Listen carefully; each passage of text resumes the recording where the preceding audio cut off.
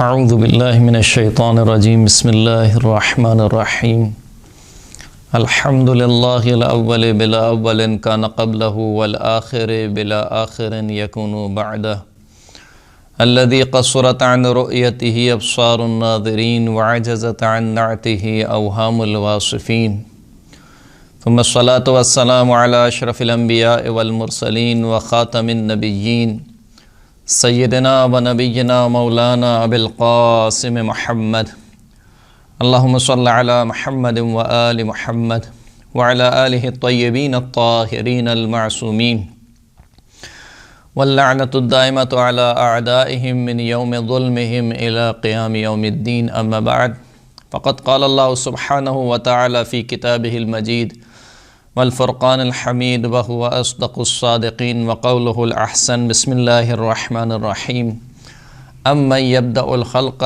ثم یعیدہ ومن یرزقکم من السماء والارض االہ مع اللہ قل ہاتوا برہانکم ان کنتم صادقین۔ محترم سامعین کرام، سورہ مبارکہ نمل کی 64ویں آیت کو آپ کی خدمت میں سرنامہ کلام کے طور پر پیش کیا۔ ارشاد رب العزت ہو رہا ہے کہ امن یبدأ الخلق ثم یعیدہ، کون ہے جس نے خلقت کا آغاز کیا اور پھر دوبارہ اس عمل کو دہرائے گا، یعنی ایک مرتبہ خدا نے تمام انسانیت کو خلق کیا اور پھر دوبارہ محشر کے وقت دوبارہ انسانوں کو زندہ کرے گا۔ وَمَن يَرْزُقُكُم مِّنَ السَّمَاءِ وَالْأَرْضِ، کون ہے جو تمہیں آسمان اور زمین سے رزق دیتا ہے۔ اَإِلَٰهٌ مَّعَ اللَّهِ، کیا اللہ کے ساتھ کوئی اور بھی اللہ ہے، کوئی اور بھی الہ ہے۔ قُلْ هَاتُوا بُرْهَانَكُمْ إِن كُنتُمْ صَادِقِينَ، اے حبیب آپ ان سے کہہ دیجئے کہ یہ کفار و مشرکین جو اللہ کے ساتھ کسی اور کو الہ مانتے ہیں، ان سے کہہ دیجئے کہ قُلْ هَاتُوا بُرْهَانَكُمْ، تم اپنی دلیل کو لے کر آؤ۔ برہان ایسی دلیل کو کہا جاتا ہے جو یقین آور ہو، مستحکم دلیل ہو، جس میں کوئی کجی نہ ہو، جس میں کوئی انحراف نہ ہو۔ تم انتہائی پختہ اور محکم دلیل کو لے کر آؤ۔ قُلْ هَاتُوا بُرْهَانَكُمْ، اپنی محکم دلیل کو لے کر آؤ اس بات کے اوپر، ان کنتم صادقین، اگر تم اپنے دعوے میں سچے ہو۔ سوال یہ کیا گیا کہ اصول دین میں تقلید کیوں جائز نہیں ہے۔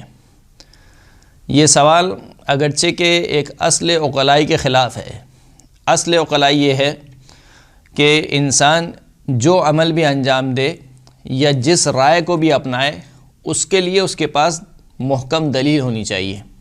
بغیر دلیل کے کسی رائے کو اپنانا یا بغیر دلیل کے کوئی عقیدہ بنا لینا یا بغیر دلیل کے کوئی عمل انجام دینا، یہ عقلاء کی نظر میں ایک مذموم عمل ہے۔ یعنی عقلاء کہتے ہیں کہ یہ چیز صحیح نہیں ہے کہ انسان بغیر کسی دلیل کے، محکم دلیل کے کوئی عمل انجام دے یا کسی رائے کو اپنائے۔ تو اصل عقلائی یہ ہے کہ انسان کے پاس اس کے ہر فعل کے لیے اور ہر رائے کے لیے ایک محکم دلیل ہونی چاہیے۔ اسی لیے مراجع کرام جب اپنی رسالہ عملیہ لکھتے ہیں تو تقلید کے باب میں جو سب سے پہلا باب ہے، اس میں ڈائریکٹ یہ نہیں لکھتے کہ انسان پر تقلید واجب ہے۔ کہتے ہیں کہ انسان پر واجب ہے کہ یا تو خود مجتہد ہو، یعنی خود اتنی صلاحیت رکھتا ہو کہ احکام کے ادلوں کو، دلیلوں کو سمجھ سکے، قرآن و سنت سے، عقل و اجماع سے دلیلوں کو سمجھ کر اس سے حکم کو استنباط کر سکے، حکم شرعی کو نکال سکے، اتنی صلاحیت اس کے اندر ہو، خود مجتہد ہو۔ یہ کام نہیں کر سکتا تو یا تقلید کرے یا احتیاط پر عمل کرے۔ یعنی ابتداءً کوئی مجتہد نہیں کہتا کہ انسان پر تقلید واجب ہے۔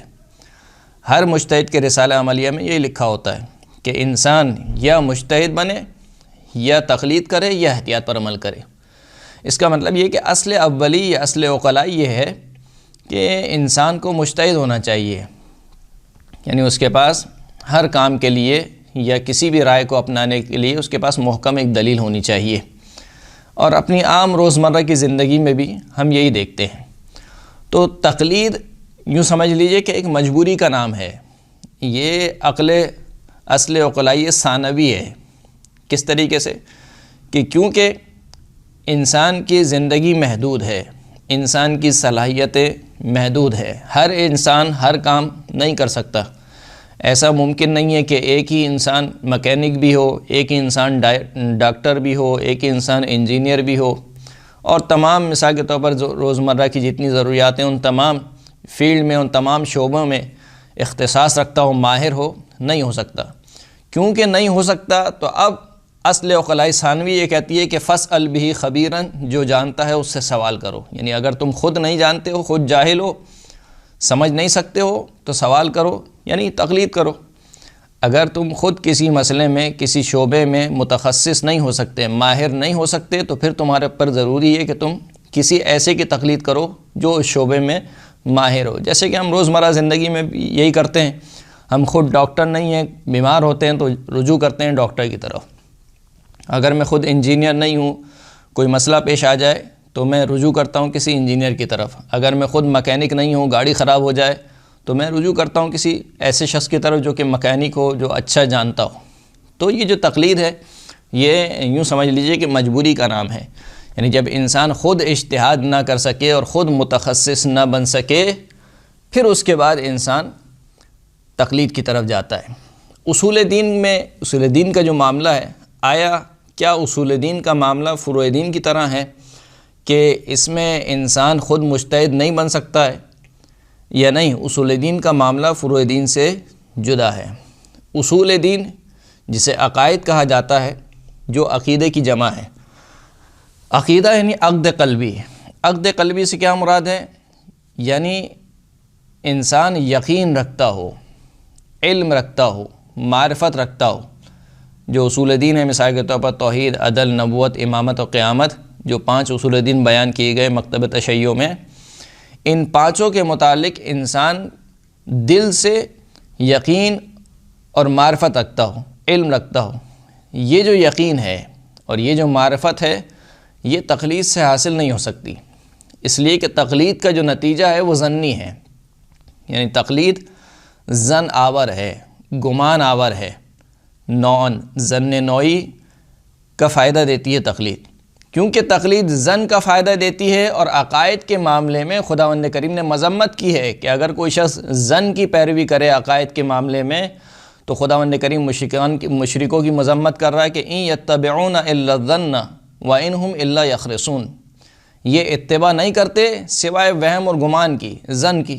یعنی جو مشرکین ہیں، جو اللہ کے ساتھ کسی کو شریک قرار دیتے ہیں، ان کے پاس کوئی دلیل نہیں ہے، علم نہیں ہے ان کے پاس کیا ہے؟ فقط ظن ہے، گمان ہے، اور یہ فقط گمان کی پیروی کرتے ہیں۔ وَإِنْهُمْ إِلَّا يَخْرِصُونَ، یہ نہیں ہے مگر یہ کہ بس اندازے لگاتے ہیں۔ تو خداوند کریم مذمت کر رہا ہے کہ دیکھو عقائد کے معاملے میں ظن کفایت نہیں کرتا ہے، گمان کفایت نہیں کرتا ہے۔ عقائد عقد قلبی کا نام ہے، معرفت کا نام ہے، علم کا نام ہے کہ انسان آگاہانہ کسی عقیدے کو اپنائے اور آگاہانہ کسی چیز کے متعلق انسان عقیدہ رکھے۔ تو پہلی بات تو یہ کہ عقیدے میں علم اور یقین ضروری ہے، ظن کفایت نہیں کرتا۔ کئی آیات ہیں قرآن مجید کی، ان الظن لا یغنی من الحق شیئا، ظن حق سے ذرہ برابر بھی بے نیاز نہیں کرتا۔ ان یتبعون الا الظن وان الظن لا یغنی من الحق شیئا، یہ جو ظن اور گمان ہے یہ حق سے بے نیاز نہیں کرتا۔ اسی لیے تقلید کے معاملے میں، یعنی اصول دین میں تقلید کے معاملے میں کفار کی کئی آیات میں مذمت کی گئی۔ جیسے خداوند کریم ارشاد فرماتا ہے کہ وَإِذَا قِيلَ لَهُمْ تَعَالَوْا إِلَى مَا أَنزَلَ اللَّهُ وَإِلَى الرَّسُولِ قَالُوا حَسْبُنَا مَا وَجَدْنَا عَلَيْهِ آبَاءَنَا أَوَلَوْ كَانَ آبَاؤُهُمْ لَا يَعْلَمُونَ شَيْئًا وَلَا يَهْتَدُونَ، کہ جب ان سے کہا جاتا ہے کہ اس چیز کی طرف آؤ جو اللہ نے نازل کی اور اللہ کے رسول کی طرف آؤ، تو جواب میں کیا کہتے ہیں؟ جواب میں دلیل نہیں دیتے، جواب میں یہ کہتے ہیں کہ ہمارے لیے وہی کافی ہے کہ جس پر ہم نے اپنے آباء و اجداد کو پایا۔ یعنی جو ہمارے آباء و اجداد کا دین چلا آ رہا ہے، ہم اس سے ذرہ برابر بھی پیچھے ہٹنے کے روادار نہیں ہیں، ہم اسی دین پر عمل پیرا ہوں گے۔ کیونکہ ہمارے باپ دادا کا دین یہی تھا۔ تو یہ ایک تقلید ہے، وہ دین کے معاملے میں، اصول دین کے معاملے میں مقلد تھے اپنے آباء و اجداد کے۔ اور خداوند کریم کہہ رہا ہے کہ اولو کان آباؤہم لا یعلمون شیئا ولا یہتدون، اگر ان کے آباء و اجداد کسی چیز کو نہیں جانتے تھے اور ہدایت بھی نہیں رکھتے تھے تو کیا پھر بھی اپنے آباء و اجداد کی پیروی کریں گے؟ تو مشرکین کی مذمت کی گئی۔ وَإِذَا قِيلَ لَهُمُ اتَّبِعُوا مَا أَنزَلَ اللَّهُ قَالُوا بَلْ نَتَّبِعُ مَا أَلْفَيْنَا عَلَيْهِ آبَاءَنَا أَوَلَوْ كَانَ آبَاؤُهُمْ لَا يَعْقِلُونَ شَيْئًا وَلَا يَهْتَدُونَ۔ جب ان سے کہا جاتا ہے کہ اتباع کرو، پیروی کرو اس چیز کی جو اللہ نے نازل کی، تو یہ کہتے ہیں کہ نہیں، ہم پیروی کریں گے اس چیز کی جس پر ہم نے آباء و اجداد کو پایا۔ قرآن مجید کہہ رہا ہے کہ اگر ان کے آباء و اجداد کچھ سمجھ بوجھ نہیں رکھتے تھے اور ہدایت پر نہیں تھے تو کیا پھر بھی اسی چیز کی پیروی کریں گے؟ تو یہ مذمت کی گئی، اگرچہ کہ ان جیسی آیت کی توجیہ کی جا سکتی ہے، جواب دیا جا سکتا ہے کہ یہاں پر ان دو آیتوں میں جو مذمت کی جا رہی ہے وہ اندھی تقلید کی مذمت کی جا رہی ہے۔ اسی لیے ان دونوں آیتوں کا جو آخری ٹکڑا ہے وہ یہ ہے کہ اولو کان آباؤہم لا یعلمون شیئا یا ولا یعقلون شیئا ولا هم یہتدون، کہ اگر ان کے آباء و اجداد کسی چیز کی سمجھ بوجھ نہیں رکھتے تھے یا علم نہیں رکھتے تھے اور ہدایت نہیں رکھتے تھے، کیا یہ پھر بھی ان کی پیروی کریں گے؟ تو اس سے اس کا مفہوم یہ نکلتا ہے کہ اگر ان کے آباء و اجداد سمجھ بوجھ رکھتے اور ہدایت پر ہوتے تو ان کی پیروی کرنے میں کوئی حرج نہیں تھا۔ تو ان دو آیتوں کا جواب بہرحال دیا جا سکتا ہے، لیکن کلی طور پر قرآن مجید میں عقائد کے معاملے میں ظن اور گمان کی پیروی کرنے پر مذمت کی گئی ہے۔ ایک آیت خداوند کریم نے نازل کی، دوسری جانب سے مشرکین سے دلیل طلب کی گئی، جیسے کہ خود یہ آیت جس کو میں نے سنامے کا نام کے طور پر پیش کیا کہ امن یبدأ الخلق ثم یعیدہ ومن یرزقکم من السماء والارض االہ مع اللہ قل ہاتوا برہانکم ان کنتم صادقین، کہ بھلا وہ کون ہے کہ جو خلقت کو جس نے خلقت کی ابتدا کی اور پھر دوبارہ خلقت کو لوٹائے گا، دوبارہ پیدا کرے گا؟ کون ہے جو تمہیں آسمان اور زمین سے رزق دیتا ہے؟ کیا اللہ کے ساتھ کوئی اور اللہ ہے؟ قل ہاتوا برہانکم، خداوند کریم نے کیا کہا کہ اگر یہ ایسا گمان کرتے ہیں یا ان کا عقیدہ یہ ہے تو ان سے کہو کہ ایک محکم دلیل لے کر آئیں۔ یعنی خداوند کریم نے یہ نہیں کہا کہ اگر تمہارا یہ عقیدہ ہے تو تم بتاؤ تم کس کی تقلید کرتے ہو تاکہ ہم دیکھیں کہ تم صحیح تقلید کرتے ہو یا نہیں۔ تقلید کے بارے میں سوال نہیں کیا، قل ہاتوا برہانکم، تم برہان لے کر آؤ، دلیل لے کر آؤ۔ اس کا مطلب یہ ہے کہ اصول دین میں ہر شخص کو مجتہد ہونا چاہیے، ہر شخص کو اصول دین میں خود مجتہد ہونا چاہیے۔ اس کی وجہ یہ ہے کہ اصول دین اور فروع دین میں ایک بہت بڑا فرق یہ ہے کہ اصول دین کے جو مسائل ہیں وہ محدود ہیں، جو جسے کہنا چاہیے اصول دین میں سے بھی جو اصول ہیں، یعنی توحید، عدل، نبوت، امامت، قیامت، یہ 5 تو اصول دین ہیں۔ یہ 5 فقط عقیدے نہیں ہیں، اس کے علاوہ بھی ہمارے بہت سے عقائد ہیں۔ مثال کے طور پر رجت کا عقیدہ ہے، یا مثال کے طور پر میزان کا عقیدہ ہے، حساب و کتاب کا عقیدہ ہے، قبر میں سوال منکر و نکیر کا عقیدہ ہے، یہ بھی سارے عقیدے ہیں۔ لیکن اس کے علاوہ جو اصل اصول دین ہیں، یہ 5 عقیدے، ان کے مسائل اتنے زیادہ نہیں ہیں، برخلاف اصول فقہ کے 52 باب ہیں، اور 52 باب میں نہ جانے کتنے مسائل ہیں۔ یعنی ایک اگر انسان فقط باب حج کو اٹھا لے تو استطاعت سے مسائل شروع ہوتے ہیں اور محسود اور مسدود پر مسائل ختم ہوتے ہیں، نہ جانے کتنے باب ہیں۔ ہر باب میں، ہر مسئلے میں انسان کو اجتہاد کرنا ہے، یعنی فقط ایسا نہیں کہ فقط ایک باب کے کلی طور پر انسان نے اجتہاد کر لیا، نہیں، ہر مسئلے میں انسان کو اجتہاد کرنا ہے، ہر مسئلے کو دلیل سے سمجھنا ہے۔ تو حج کا باب ہے، نماز کا باب ہے، روزے کا باب ہے، خمس کا باب ہے، زکوٰۃ کا باب ہے، جہاد کا باب ہے، امر بالمعروف نہی عن المنکر کا باب ہے، 52 باب ہیں فقہ کے۔ ان تمام ابواب میں مجتہد بننا، اجتہاد کرنا، یہ انسان کے لیے بہرحال ایک مشکل کام ہے، لیکن اصول دین ایسا نہیں ہے۔ اصول دین کے مسائل محدود ہیں، اس میں ہر انسان کے لیے ممکن ہے کہ اس میں مجتہد بن سکے۔ دوسری بات یہ ہے کہ اصول دین کی جو دلیلیں ہیں وہ اس قدر پیچیدہ نہیں ہیں کہ جس قدر پیچیدہ فقہ کی دلیلیں ہیں، کیونکہ فقہ میں فقط یہ نہیں کہ آپ نے قرآن کی آیت اٹھائی اور اس سے کہا کہ یہ حکم مثال کے طور پر سمجھ میں آتا ہے، نہیں، قرآن کو بھی دیکھنا ہے، حدیث کو بھی دیکھنا ہے، خاص کو بھی دیکھنا ہے، عام کو بھی دیکھنا ہے، ناسخ کو بھی دیکھنا ہے، منسوخ کو بھی دیکھنا ہے، محکم کو بھی دیکھنا ہے، متشابہ کو بھی دیکھنا ہے۔ آیا الفاظ کے ظواہر حجت ہیں یا حجت نہیں ہیں؟ اگر حجت ہیں تو کتنی حد تک حجت ہیں؟ اجماع کی حجیت کس حد تک ہے؟ یہ تمام مسائل ہیں گے، یعنی وہاں پر جو اجتہاد کا ایک عمل ہے وہ پیچیدہ عمل ہے، ہر انسان میں صلاحیت نہیں ہے کہ اس عمل کو اپناتے ہوئے اور اس کی صلاحیت پیدا کر لے۔ لیکن جو فقہ کے دلیلیں ہیں ان دلیلوں میں کوئی خاص فلسفی اور برہانی دلیلیں نہیں چاہیے انسان کو معتقد ہونے کے لیے، ایک سادہ سی دلیل بھی ہو تو کافی ہے۔ جیسے کہ ایک روایت نقل کی گئی، منسوب کی گئی رسول خدا صلی اللہ علیہ وآلہ وسلم کی جانب کہ رسول خدا صلی اللہ علیہ وآلہ وسلم اپنے اصحاب کے ساتھ جا رہے تھے اور دیکھا کہ ایک بڑھیا چکی چلا رہی ہے، اور اللہ کے رسول نے اس سے سوال کیا کہ کیا اس کائنات کا کوئی چلانے والا ہے، کوئی خدا ہے اس کائنات کا، وجود خدا کے اوپر اس سے دلیل طلب کی۔ تو اس بڑھیا نے اپنا ہاتھ چکی سے اٹھا لیا اور کہا کہ جب یہ چھوٹی سی چکی مجھ چلانے والے کے بغیر نہیں چل سکتی، تو یہ جو اتنے بڑا کائنات کی جو چکی چل رہی ہے، پورا نظام جو چل رہا ہے کائنات کا، یہ بغیر خدا کے کیسے چل سکتا ہے۔ جیسے ہی بڑھیا نے یہ کہا، اللہ کے رسول نے کہا کہ علیکم بدین العجائز، تم پر لازم ہے کہ بڑھیوں کی طرح دین اپناؤ۔ یعنی کیا مطلب اس بڑھیا کی طرح دین اپناؤ؟ یعنی جس طریقے سے اس کے پاس ایک دلیل تھی، سادہ دلیل، تمہارے پاس بھی ایک دلیل ہونی چاہیے جو خود کم از کم تمہیں قانع کر سکے، چاہے کوئی دوسرا اس سے قانع ہو یا قانع نہ ہو، لیکن خود تمہیں وہ دلیل قانع کر سکے اصول دین کے معاملے میں۔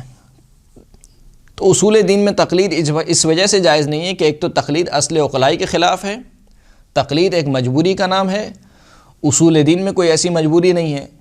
اسی لیے قرآن مجید میں اگر ایسی مجبوری ہوتی تو کفار و مشرکین سے جا بجا دلیل قرآن نے چاہیے کہ تم اپنے عقیدے پر دلیل لے کر آؤ، اور یہ کفار و مشرکین کے علماء سے نہیں کہا بلکہ عام عوام سے بات ہو رہی ہے۔ یعنی انبیاء کرام جب مخاطب ہوتے تھے تو علماء سے مخاطب نہیں ہوتے تھے، عام عوام سے مخاطب ہوتے تھے کہ اگر تمہارے پاس اپنے عقیدے کی کوئی دلیل ہے تو تم دلیل لے کر آؤ۔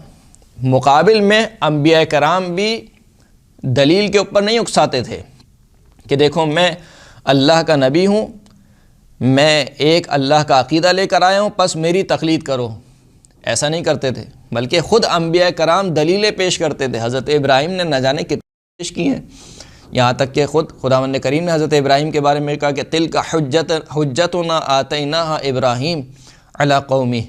یہ جو حضرت ابراہیم کا پورا قصہ ہے کہ پہلے چاند کو دیکھا، پھر کہا کہ یہ میرا رب ہے، پھر جب وہ چاند ڈوب گئے تو کہا کہ میں ڈوبنے والوں کو خدا نہیں مانتا، پھر اس کے بعد ستاروں کو دیکھا یا سورج کو دیکھا۔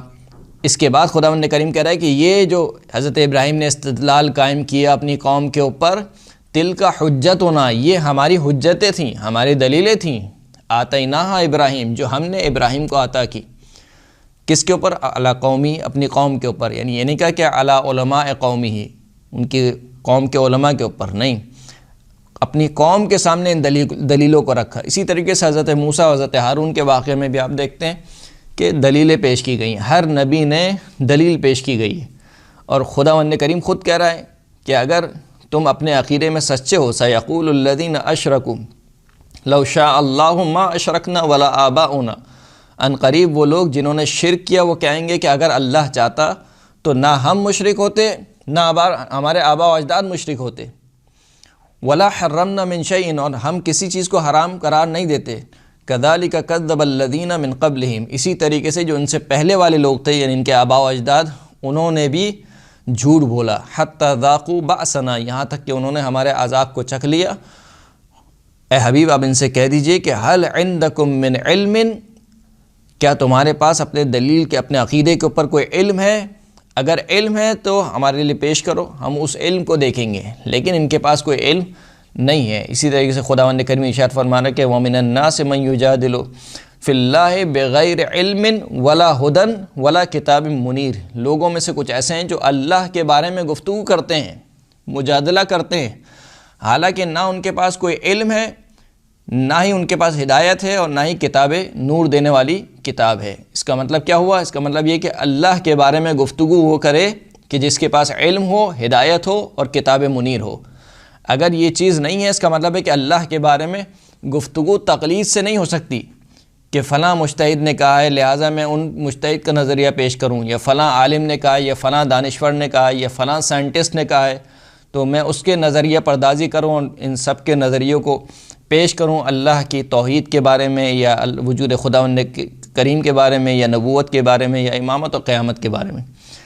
تو یہ سارے وہ ادلے ہیں کہ جن کے سبب کہا جاتا ہے کہ اصول دین میں تقلید جائز نہیں ہے، کیونکہ اصول دین میں اگر میں خلاصہ کروں اپنی گفتگو کا، اصول دین نام ہے یقین کا، عقد قلبی کا، معرفت کا، علم کا، اور یہ معرفت، یقین، عقد قلبی یہ تقلید سے حاصل نہیں ہو سکتی، کیونکہ تقلید جو ہے وہ اس کا نتیجہ ظن آور ہے۔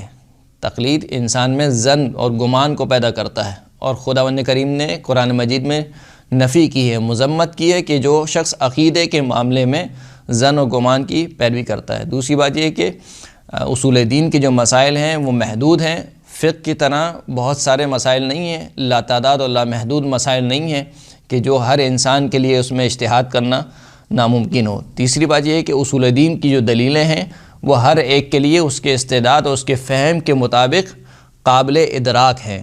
ہر عام فہم آدمی کے لیے جو اس کی دلیلیں ہیں وہ عام دلیلیں ہیں، کوئی ارسطو کا فلسفہ یا مثال کے طور پر فلسفے کے یا منطق کی بہت زیادہ پیچیدہ دلیل درکار نہیں ہے۔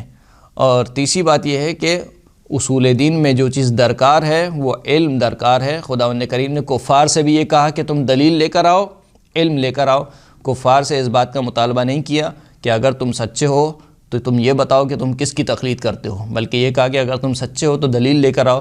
تو جو خداوند کریم دوسرے کے مذہب کے بارے میں دلیل مانگ رہا ہے وہ اپنے مذہب کے بارے میں کیسے راضی ہو جائے گا کہ تقلید کے ذریعے سے اس کو ایک خدا مان لیا جائے۔ البتہ آخر میں یہ بات میں عرض کر دوں کہ اگر کوئی مجتہد کسی عقیدے کے باب میں یا کسی عقیدے کے متعلق کوئی رائے پیش کرتا ہے تو اس کی رائے، کیونکہ وہ ایک عالم ہے اور اس نے تمام احادیث کو پڑھا ہوا ہے، روایات کو پڑھا ہوا ہے، علوم اہل بیت علیہم السلام سے بہرہ مند ہے، تو بہرحال اس کی رائے کا احترام اپنی جگہ ہے، اور اس کی رائے کے میں ویٹیج اس وجہ سے کہ وہ ہم سے زیادہ عالم ہے، اس وجہ سے وہ کوئی رائے دے رہا ہے۔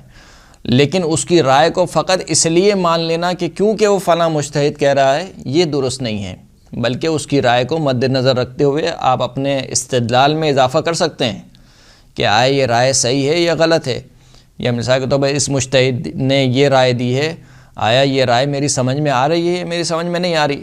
اگر سمجھ میں آ رہی ہے، عقل و فہم میں آ رہی ہے تو آپ اس رائے کو اپنا سکتے ہیں، لیکن اس وجہ سے نہیں کہ کیونکہ وہ مجتہد کہہ رہا ہے، کیونکہ اس وجہ سے کہ وہ دلیل ایک محکم دلیل ہے۔ بالکل اسی طریقے سے جیسے میں ابھی آپ کے سامنے گفتگو کر رہا ہوں، اب آپ میری گفتگو سن کر اور اگر آپ کو ایسا لگے کہ ہاں مولانا صحیح بات کر رہے ہیں، تو کیونکہ آپ اس وجہ سے نہیں مان رہے میری بات کیونکہ ایک مولانا نے کہی ہے، بلکہ اس وجہ سے مان رہے ہیں کیونکہ جو بات کہی جا رہی ہے وہ بات درست ہے، یعنی عقلی پیمانوں پر پوری اترتی ہے، لہٰذا اس بات کو اپنایا جا سکتا ہے۔ بالکل اسی طریقے سے اگر کوئی مجتہد کسی عقیدے کے متعلق کوئی رائے دے تو اس رائے کو آپ دیکھ سکتے ہیں، اپنے استدلال میں اضافہ کر سکتے ہیں، اور اس کی رائے کا بہرحال ایک احترام موجود ہے۔ وآخر الدعوانا الحمدللہ رب العالمین۔